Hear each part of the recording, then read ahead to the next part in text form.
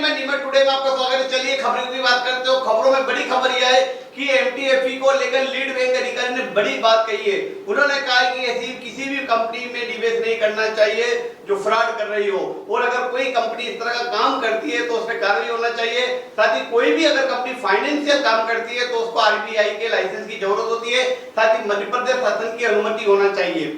लेकिन एमटीएफई के पास अभी कोई भी स्थिति प्रमाणित तौर पर नहीं है, क्योंकि उसके जो संचालक है हुसैन जमाली, वे ना तो मीडिया के सामने आ रहे हैं, ना लोगों को संतोषजनक जवाब दे रहे हैं। ऐसे में लाखों लोगों का पैसा फंसा हुआ है। कहीं इनकी हालत सारा इंडिया बैंक और अन्य जो कंपनियां हैं वैसी नहीं हो जाए। एमटीएफई को लेकर लीड बैंक अधिकारी ने बड़ी बात कही है। उन्होंने कहा है कि ऐसी किसी फर्जी कंपनी में निवेश नहीं करना चाहिए जो लोगों को ठगने का काम करती है।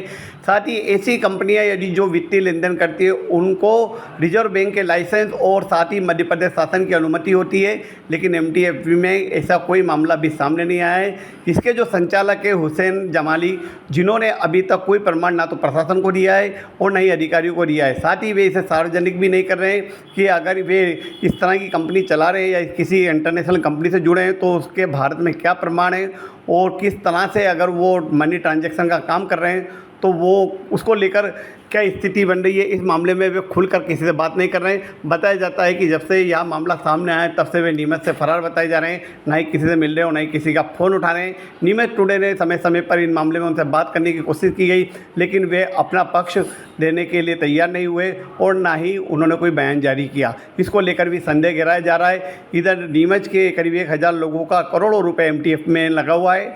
अगर कहीं हुसैन जमाली या कंपनी में फ्रॉड सामने आया तो इन लोगों के साथ बड़ी ठगी हो सकती है। इस पूरे मामले में कलेक्टर ने इशारा किया है कि वे लीड बैंक अधिकारियों से अपने स्तर पर तफ्तीश करा रहे हैं। के आधार पर एक कंपनी यहाँ पे चल रही है जो लोगों से इन्वेस्ट करा रही है और फिर डॉलर कमाने के नाम पर लोगों को ठगा जा रहा है। क्या ऐसी कंपनियाँ जब भाग जाती है तब लोग अपना को ठगा हुआ सा महसूस करते हैं। इन कंपनियों के खिलाफ क्या कार्रवाई हो सकती है और क्या अगर ऐसा कोई बिजनेस शुरू करता है तो बैंकिंग अधिनियम के अंतर्गत उनको कोई लाइसेंस लेने की जरूरत रहती है? देखिए, बैंकिंग ट्रांजेक्शन किसी को भी करना है मनी लैंडिंग का, तो उसके लिए तो लाइसेंसेस होते ही हैं। अपने यहाँ जितने भी ब्रांचेस काम करती है, हर ब्रांचेस में आरबीआई का दिया हुआ एक लाइसेंस होता है। उस लाइसेंस के तहत ही वो ट्रांजेक्शन कर पाते हैं। यहाँ पे क्या है कि खुला मैदान है।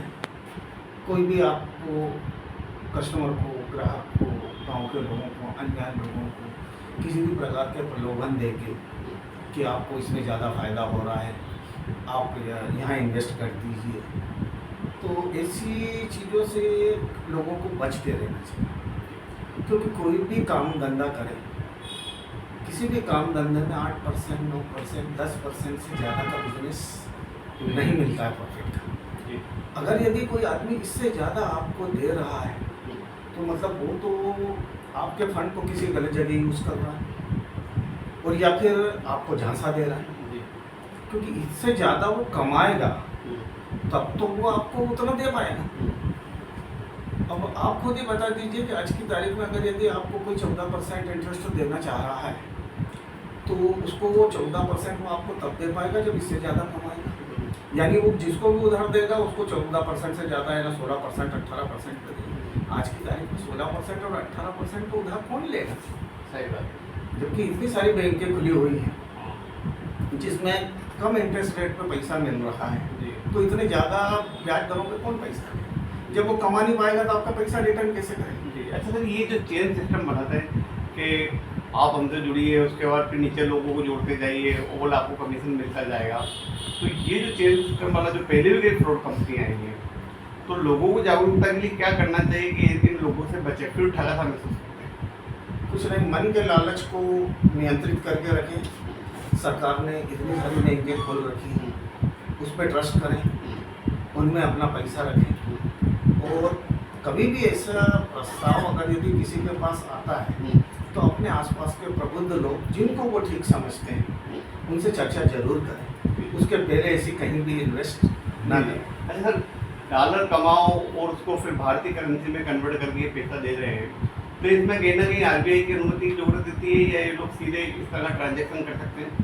देखिए, अब ये तो ऐसी चीज़ है जिस बारे में अगर यदि मुझे जानकारी नहीं है मैं बताने की स्थिति में नहीं हूँ, क्योंकि मेरे कंट्रोल में जो नेशनलाइज बैंक की ब्रांचेस हैं पूरे नीमच डिस्ट्रिक्ट की वही आती है, और उनमें as a DCO government department, customer और ब्रांचेस के आपस में इनके लेन देन के बारे में कोई अगर समस्या आती है तो उसको निपटाने के लिए मुझे बिठाया गया है। अच्छा, ऐसी सूरत में अगर यदि कोई है तो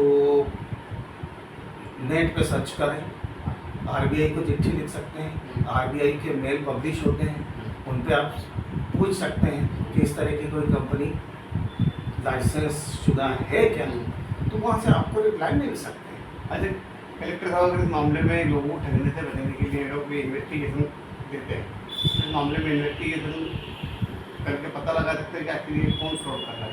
नहीं, अपन ने इस मामले में बिना स्टेट लेवल बैंकर्स कमेटी की मीटिंग के कुछ करने की स्थिति में नहीं, क्योंकि अपने पास अगर यदि इस तरह के लेटर आते भी हैं तो अपने को उसको स्टेट लेवल बैंकर्स कमेटी के पास भेजना पड़ता है। फिर वो बैंकर्स कमेटी अगर यदि चाहेगी तो वो काम मुझे करने देगी। अच्छा, और यदि मेरे पावर में नहीं होगा तो मना देगी। तो मतलब अभी लोगों को क्या करना चाहिए जब ये कंपनी है?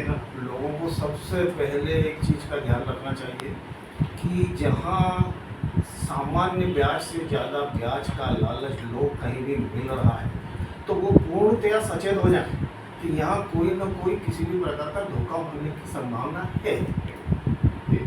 अपन ये नहीं कह रहे बिना जाने पहचाने कि हर आदमी गलत है, हो सकता है उसके पास कुछ ऐसी योजना हो जहाँ से वो ज़्यादा पैसा कमा सकता हो, लेकिन फिर भी एक सामान्य गणित ये कहता है कि कोई भी व्यक्ति आपको जितना रिटर्न देगा उससे ज़्यादा कमाएगा तभी आपको रिटर्न दे पाएगा। और यदि उस आदमी को उतनी इनकम आज की तारीख में मार्केट में अपने को किसी भी एरिया में नहीं दिखती तो अपन को ये मान लेना चाहिए कि कहीं ना कहीं इसमें गड़बड़ होने की संभावना है। तो ऐसी स्थिति में अपने को उनसे बचने के लिए उस लव और लालच से बच के रहना चाहिए। बस यही हमारा ग्राहकों से निवेदन है। ठीक।